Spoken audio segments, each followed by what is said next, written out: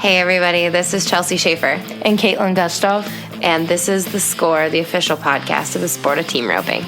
This is the Team Roping Journal's semi-weekly podcast highlighting the team roping industry's top talents and influencers through stories that inspire and connect ropers. We sit down with ropers from the professional ranks as well as industry icons and producers to delve into topics that make the team roping world tick.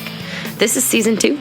It will feature even deeper interviews, storytelling, and issue-based coverage, and we are so excited you're here.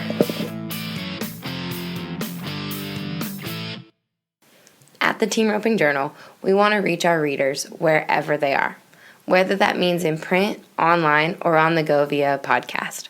So we're going to try something new. We're going to provide an audio edition of select articles, past and present, via The Score on whatever app you're streaming right now.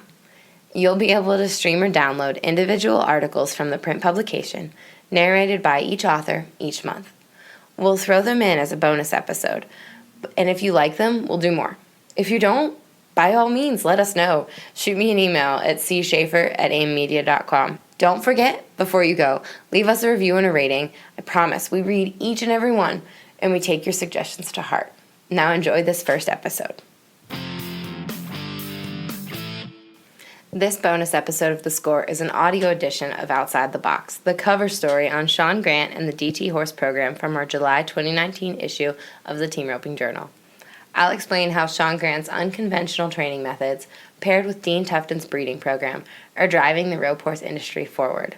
If you get a chance, visit theteamropingjournal.com to see the images from Dean's Arena in Scottsdale, shot by Arizona and Colorado-based photographer Carrie DeCastro.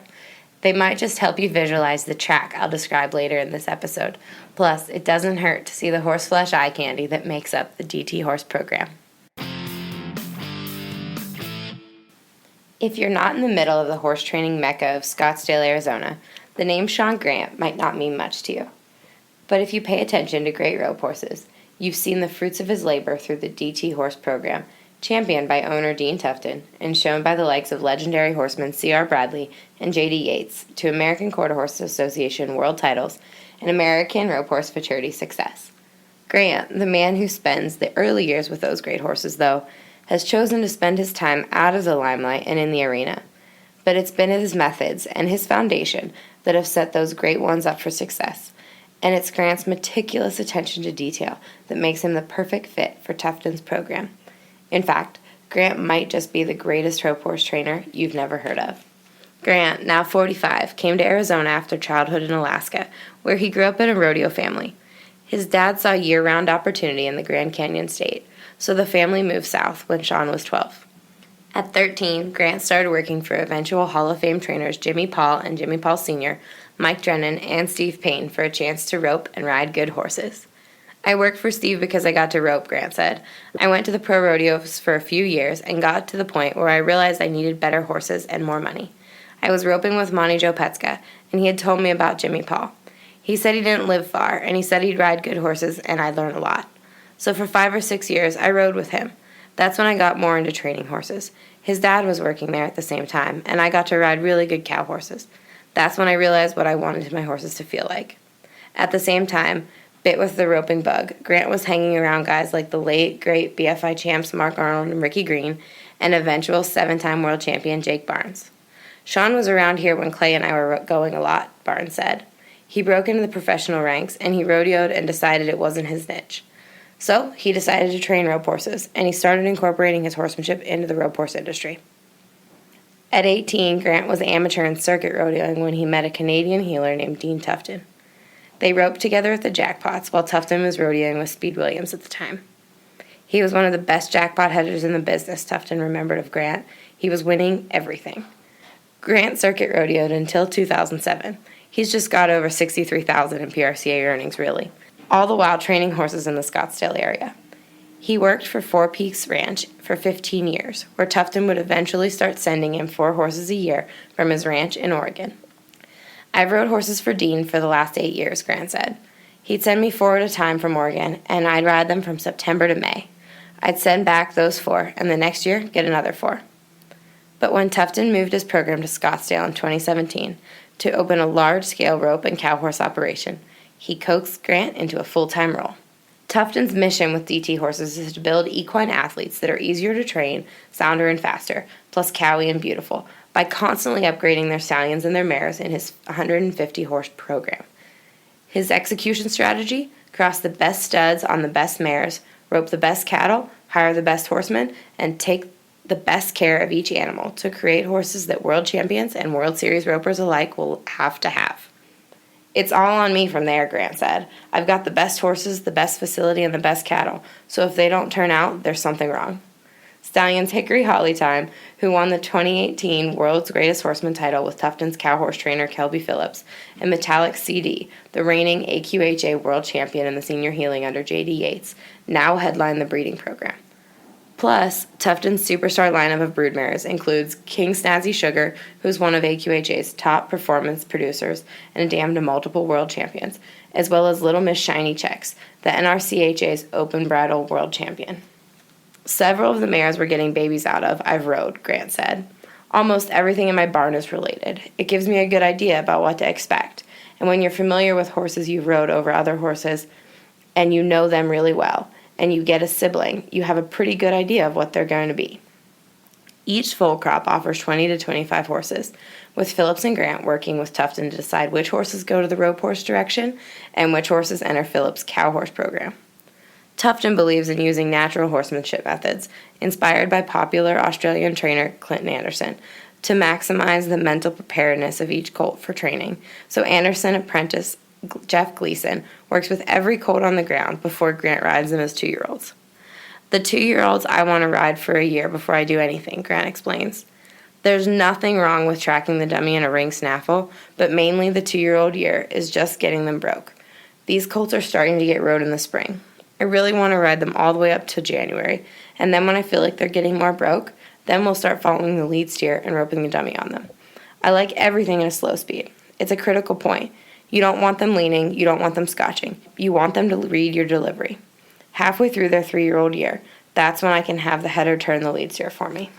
While most elements of Tufton and Grant's program are out of the ordinary just for their exceptionalism, one thing in particular will catch the eye of anyone entering DT Horse's roping arena. About a year ago, Grant and crew assembled a line of panels down the far side of the arena, opposite the return alley. The idea, one Grant had been rolling around in his head for the better part of a decade before implementing, is that if a roper can teach his cattle to run the entire way around the arena, from the chute to the back of the arena and down the track on the other side of the pen and back to the box, the horse can follow along and never be looking for the end of a run, eliminating that panicked, chargy feeling that's hard to keep out of head horses. On a lot of older rope horses, they're taking you to their job, Grant said. I don't like a horse like that. I want to have to push my horse. I want them waiting on me, saving their energy. But when I say go, that means now. What happens with rope horses when you come from the box and go to the stripping chute? It's a chase game. I want my horses to run down in the ground and wait on me until I say go get him. If I've got a fresh cow in the arena and I drop my reins, let's say that cow is 200 feet from me, I just want him to lope to him. They wait on you and they stay relaxed until you want to say go get him because they don't know when the run is going to end. Grant uses the track he's got set up around the arena to achieve just that. He breaks in his fresh cattle, learning they're around the arena and down the lane pattern, heading to the middle of the arena and looking for the gate once they get tired. Knowing which steers have more try to go more laps around the track, Grant develops each horse's practice plan and based on which steer is in the chute. I put one out, and it knows to go around the track, and it ends up in the middle of the arena, and then I push him around again, Grant explained. I just keep following him at a lope. Pretty soon that steer gets tired and starts slowing down. I come back up the lane, and my horse is tired. He's not charging and stupid, and that's when I ask him to run. I just keep chasing him around the track until I catch up. It's critical that I wait for the opportunity for my cow to slow down where I know my colt and can catch him. If I see that cow slow down, I'm going to run my horse up there and rope him and be done. I want them waiting until I ask, but at the same time, I'm teaching them to deal with speed and accept it so it doesn't scare them. NFR header Colton Schmidt, who has known fellow Canadian Dean Tufton for most of his life, stayed with Grant for a couple months in the winter of 2017 after a frustrating trip to the finals. He was having trouble with his horse, the then reigning PRCA AQHA Head Horse of the Year, Tuffy's Badger Checks, and they both needed a restart. He restarted us on everything, Schmidt said. We put Badger in a ring snaffle, and Sean first taught me how to lope in a straight line. You won't believe how long that took. Now I go back anytime I need help. I think he's the best horse trainer in the world. The basics for the horse and how simple he makes it and how broke they are means a problem doesn't ever become a huge problem because it fixes so easily because the horses are so broke. Schmidt's 2016 NFR partner, Colorado native Shay Carroll, is also a fan of Grant's and spent a month there this spring. Carroll's time there resulted in a new gig. He'll be showing the DT horses this year at the Rope Horse Futurity and seasoning DT heel horses on the rodeo road. The main thing is the attention to detail at all steps of the process, Carroll said. From Dean spending hours figuring out which mares to breed to which studs, which guys come in to work them on the ground, who will ride them as 2-year-olds, and Sean figuring out how each horse can be successful. Our job is to make great horses for whatever the talent of the horse is. Thanks everybody for listening. Now remember, leave us a review and a rating. Let us know what you think. Email me at cschaefer@aimmedia.com. Promise we love your feedback. We're doing this for the ropers, so if you all are enjoying this, please let us know. If there's something different you'd like to see, we want to know too. So thanks everybody. Have a great week.